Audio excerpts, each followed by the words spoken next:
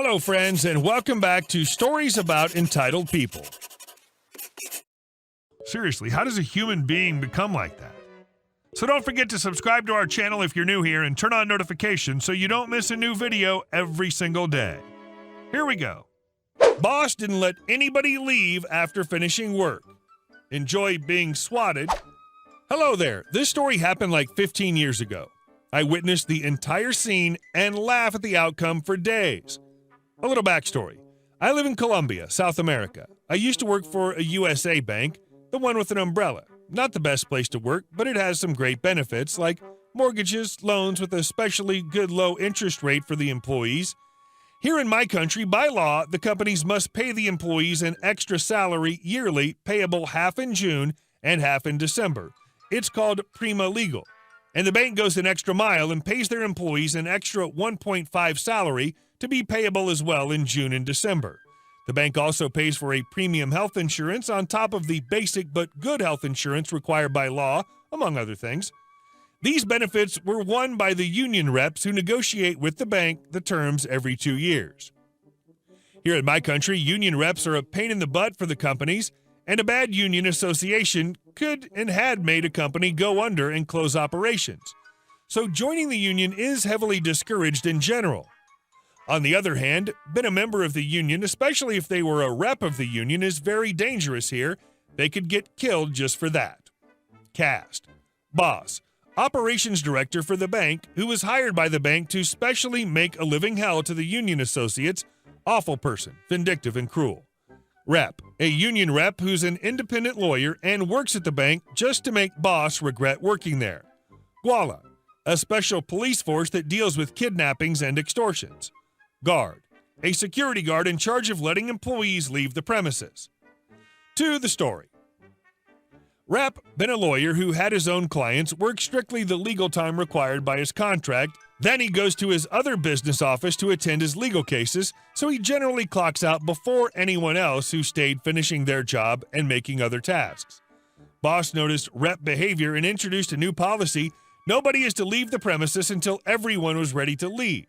So the bank security locks everyone in, and we couldn't leave until everyone was ready. One day, not long after that, Rep had an appointment with a client and went to the exit and asked the security guard to let him out. The guard told him that he couldn't leave until Boss said everyone else go, so he went to speak to Boss, and she told him that he has to stay like everyone else, and that if he didn't like it, he should quit his bank job, otherwise he would lose his other business and lose money. He didn't say anything more and went to his chair looking defeated. Boss was delighted, told everyone there that she had him, and started to make fun of him. What Boss didn't know was that he had been waiting for this opportunity since she put this new policy in place, and he knew it wouldn't take too long before he had to be in on a meeting with the client. On his workstation, he called the police, asked them to transfer his call to the special Guala unit in charge of kidnappings. About 20 minutes after he called the police, the Guala unit arrives at the bank, no less than 15 heavily armed police officers. Picture something like 15 heavily armed SWAT storm at the front door of the bank. The security guard was livid, pale. The police informed him that they received a call that a kidnap victim was held in the bank. The guard called Boss, who ran out of her office to the front door to deal with the situation. In the meantime, Rep was with the most satisfying smile on his face. I remembered to be scared like everyone else, and when I looked at him smiling, I began to realize what was happening. Boss starts screaming at the police, Guala units, that there was no kidnap victim in the bank. Then Rep raises his voice and said, "Yes, there is. I'm the victim." "You're not kidnapped," she screams. "I'm being held here against my will, and that's typified as kidnapping," he calmly replied. Boss looked at him with her eyes wide open, realizing the major screw-up she put herself into, and said, "But I'm not detaining you against your will." Rep: "Yes, you are. I went to your desk and told you that I finished my work and need to leave, and you told me that that I couldn't go because of the new policy you implemented, so I'm being held against my will, see?"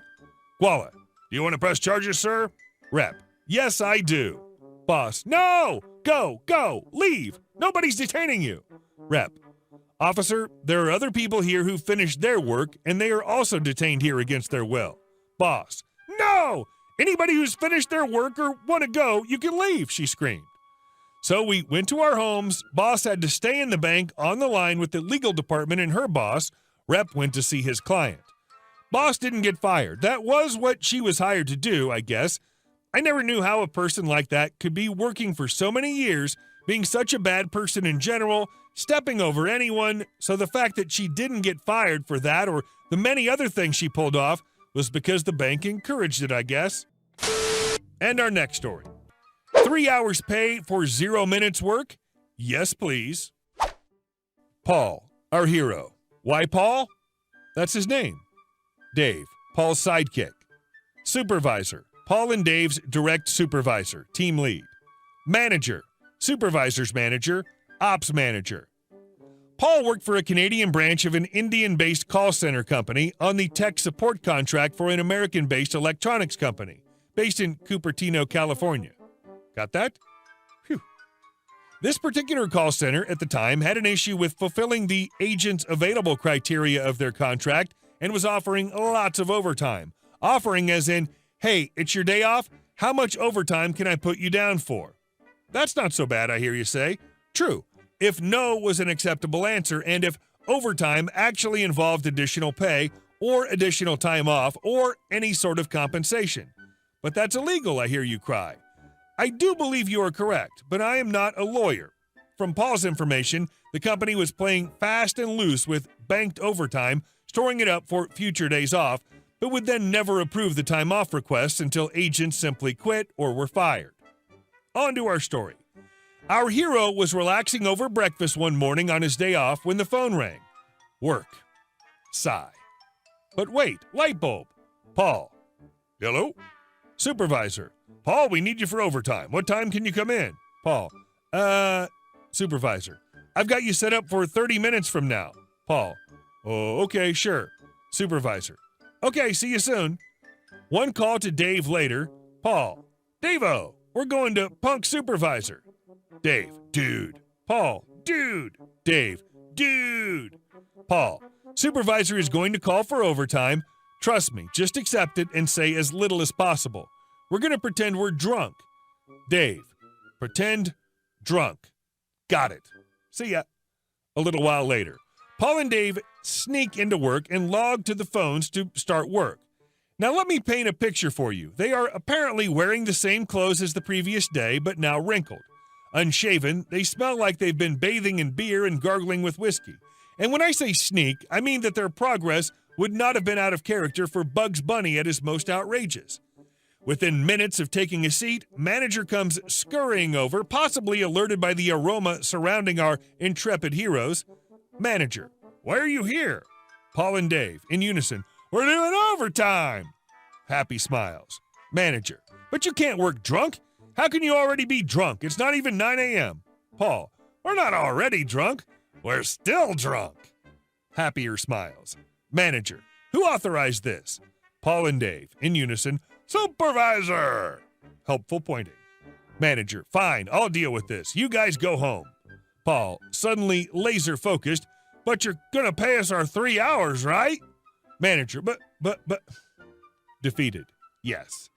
Note for non-Canadians, Canadian or at least Ontario labor law has a 3-hour minimum shift length to protect part-time workers from getting copulated by their employers. So our valiant heroes galloped off into the sunset, secure in the knowledge that they had made the world a better place.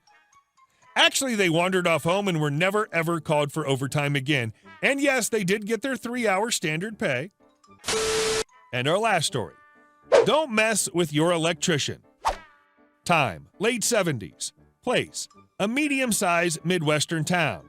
Players, me, an electrical contractor, and Guido, the hotshot from New York City. Probably Bayonne, but who cares? Setup. Guido has shown up in town and announces he's going to open the first disco in town. He's flying on borrowed money, spends a ton on advertising and promotion, rents a big space in a big strip mall, and proceeds to hire local contractors to build his disco. I come in with a 4-man crew to do all his electrical. It takes 2 weeks and then some because he keeps asking for more stuff and I oblige. Come payday, 2 days before his grand opening, I come in with an invoice for $3.6 thousand expecting payment in full. We sit down at a table, he and I, along with some 200-pound meatball who's a local I recognize. He offers me $350 cash for the whole job. He argues that we didn't have anything on paper, so I could take it or leave it. I think about it for a minute and decide to accept, so he gets up to go fetch the cash. While he's gone, I look over at Meatball with a questioning look, and as if he knows what I'm going to ask, he says, "Yes, I'm here to keep you from beating his butt." He further volunteered that I wasn't the only one. I collected the $350 and leave. Opening night, the parking lot is filling up, there's a line at the door, and Guido is up front collecting his door, $10 a head, and I pull up in my 1-ton all the way around by the back door. I rig a chain and a pallet on the back door so he can't come out the back, wrap a 1-inch poly rope around the riser on his service, tie the other end to my back bumper, and jerk his meter clean off the wall, making a huge shower of sparks, buzzing, and pops, then calmly drive back around the front and park at a fair distance from the front door. After a minute or two of silence and darkness from the club, people start spilling out demanding refunds. Apparently he wasn't interested in giving out refunds, so after a few more minutes, I saw 6 or 7 coked-up rednecks drag him into the parking lot and beat the crap out of him, empty his pockets, and leave him laying there on the curb. He left town inside 24 hours. But wait, there's more. In a similar incident a couple of years later, I got stiffed by a crappy biker bar for a couple of service calls. Not that much money or as big a deal, but they threw a beer bottle at my van as I was driving away, and the dent just set me off.